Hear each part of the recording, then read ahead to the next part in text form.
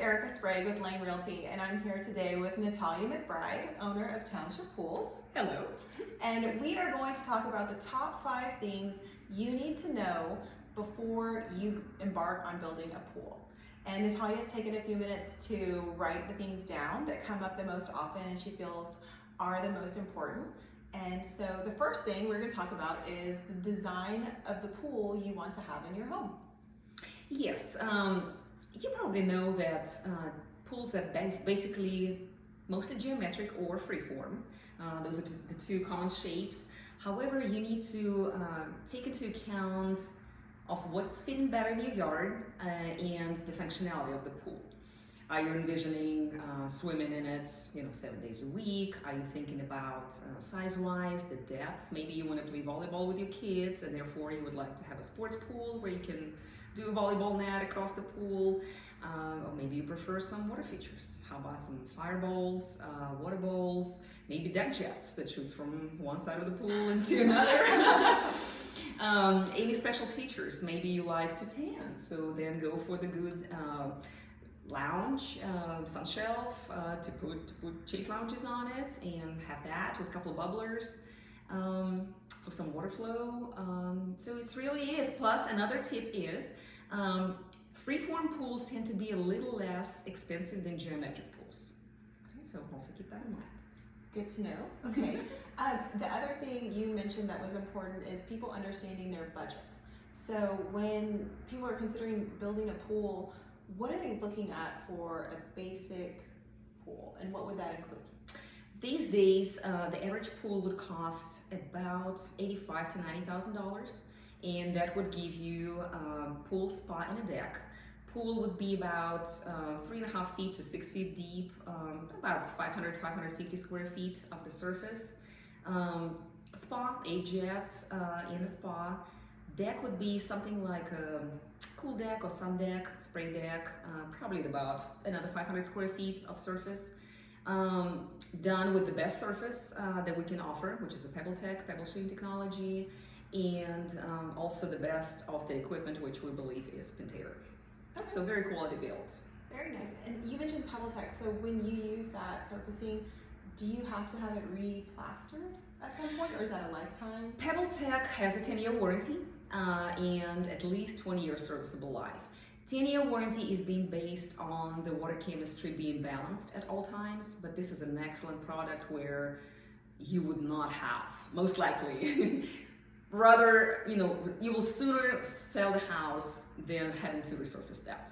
I've seen the pools that we've resurfaced now 15 years ago and they still look just as good surface-wise as they were back then. Okay. So, excellent product. Awesome. Something that you noted also was sanitation. And so when you have a pool, sanitation involving chlorine, salt, is there a better one? I'm being asked that all the time, actually, and most leads that I run, people will ask me, well, what do you have in your backyard? We've always had a saltwater pool.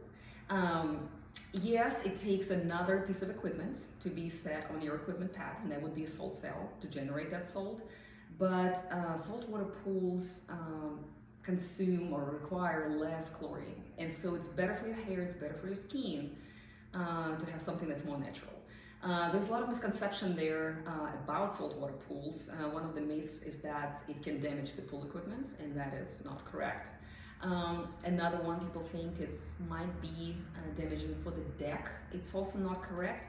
The only exception, I would say, if you're not a fan of a travertine coping and you would rather have a flagstone coping, I would not recommend have a saltwater pool by the flagstone coping because salt can erode flagstone. Flagstone is flaky. So if you go with that combo of both, I would at least seal the flagstone, but I would just probably stay away from the flagstone altogether. Other than that, excellent option. Another option could be having a chlorine pool, but with an ozonator. So that will also generate, basically less chemicals for you to be put in there. So it's another good option. Or UV, that's also an option. Okay, cool. You also marked safety, and so I know with pools come pool equipment and lots of electrical items. So when you're talking about safety, what is your focus there? pool being built solid and being built per codes. Whether you live in the Woodlands Township, where you have to go through 3 inspections during the build, or say City of Conroe, City of Willis, where you might go through 4 inspections. Those engineers sitting in those committees and in the cities, they make sure that the pools are up to code and everything is done according to whatever specs required right now. Pools have also gotten, I would say over the years, a little more shallow. Sometimes I see pools in the Woodlands being built 30 years ago that are 9-10 feet deep. They're not being built like that anymore. Diving boards are actually not also something that we like to install. You will be diving at your own risk. And then, in lines of safety, even though it's not safety, safe pertaining to pool itself, choose the company that has a good reputation. Choose the name that's out there, check their Google reviews, make sure that those companies won't leave you, high and dry, collect your first payment and disappear after the gun night stage for you to be finishing the pool with somebody else. So do your research. Right, well, and safety companies reviews, we're doing electrical work. We're talking about licensing, making sure that the people working for that company are licensed. Right. We also only work with the contractors that are not just licensed, but also insured. With at least $1 million general liability policy, and they also have hold harmless agreements with us. So it's a big legality that goes in between all of us for your protection. Okay, and number 5 is it's a process. So people get excited about building their pools, and they are ready to experience the joy that is coming with it. So in that, what is the length of time it requires to build a pool? The average pool spa and deck will take about 90 to 120 days. It could be a little less, could be a little more, weather permitting. Most importantly, be patient. Be patient, have the end goal in mind. The first 4 stages, which would be the excavation, rebar, plumbing stub out, and a gunite, normally happening within 2 or 3 days. Just because we don't like to risk the weather, and again, for your own protection, that's the best way to go. However, that's not how all the construction process will go. There will be days when things will be curing. There will be days when crews will not be on your sites. So the average, I would say, 90 to 120. If you are choosing an extended project where you have an outdoor structure with a kitchen, extended patio, pergolas, fire pits, fireplaces, landscape, it might take 5 to 6 months. However, again, you're building a dream. It's going to come out beautifully, very, very well built for the years and years to enjoy.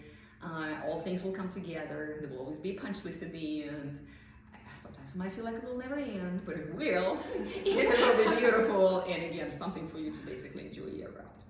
Great. Okay, the one question I would have is there a season when you are busier than not? There tend to be a time when more people are wanting to build pools throughout the year?